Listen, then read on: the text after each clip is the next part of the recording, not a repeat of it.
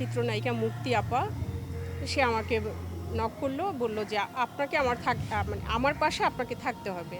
তা আমি বললাম যে আসলে অনেক প্যারা হয়, অনেক বোর্ড যেতে হয়, অনেক সময়ের ব্যাপার। আমি খুব ব্যস্ত থাকি, আমি ঢাকার বাইরে শো করি, আমাকে খুব ব্যস্ত থাকতে হয়, এখানে আসলে সময় দিতে পারবো না। আর বোর্ড যদি না চাওয়া হয় আমাদের শিল্পী ভাই বোনের থেকে, কিন্তু আমার ভাই বোনরা একটু, আমরা শিল্পী মানুষ তো আমরা অল্পতে একটু কষ্ট পাই, তা আমার ভাই বোনেরা ভোট দিতে চায় না।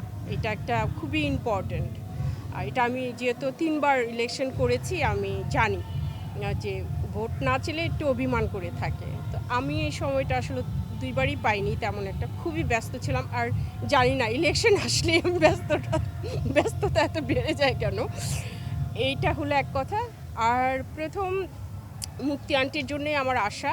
সে আমাকে একটি কথাই বলেছে যে, আমি যখন তাকে বললাম যে না আমি ইন্টারেস্টেড না, তখন আমাকে বলল যে আমার আম্মার মুখের দিকে তাকিয়ে হলো আপনি আমার পাশে থাকবেন।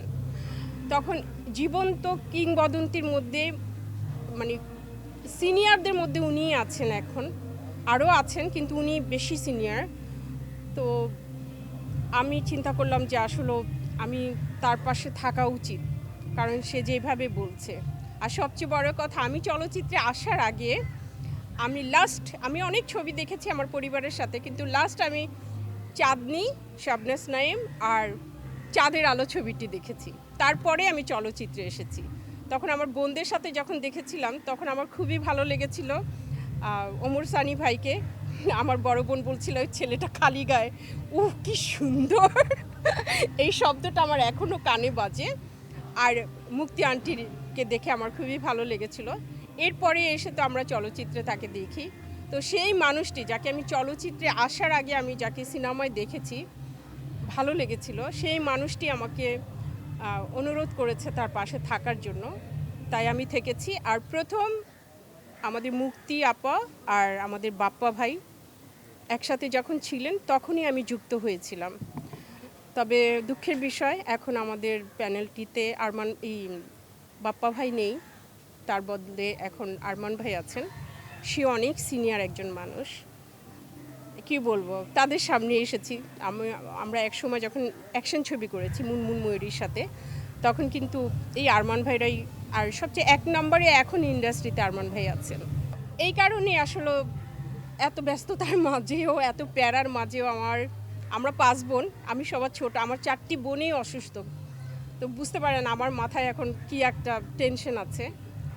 এর মধ্যেও আমি শুধু সম্মান করে যে একজন চিত্রনায়িকা মুক্তি, যার মা একজন এই দেশের এত বড় একজন অভিনেত্রী ছিলেন, ইভেন মুক্তিও একজন অনেক বড় নায়িকা, তার প্রথম ছবি সুপার ডুপার হিট চাঁদের আলো ছবি। তো সেই মানুষগুলোর পাশে থাকা, আমি শিল্পী হিসাবে একজন শিল্পীকে সম্মান করেই তার পাশে আছি। আমি যদি শিল্পী হয়ে একজন শিল্পীকে সম্মান না করি, তাহলে আমার কাছে আয়নায় যখন আমি দাঁড়াবো নিজের কাছেই লজ্জা লাগবে যে আমি তাহলে কিসের শিল্পী, যদি আমি একজন শিল্পী হয়ে শিল্পীকে সম্মান না দিতে জানি। জাস্ট আমি একজন শিল্পীকে সম্মান দিতেই আর আয়নার সামনে দাঁড়িয়ে নিজেকে শিল্পী ভাবতেই আমি এই প্যানেলে দাঁড়িয়েছি।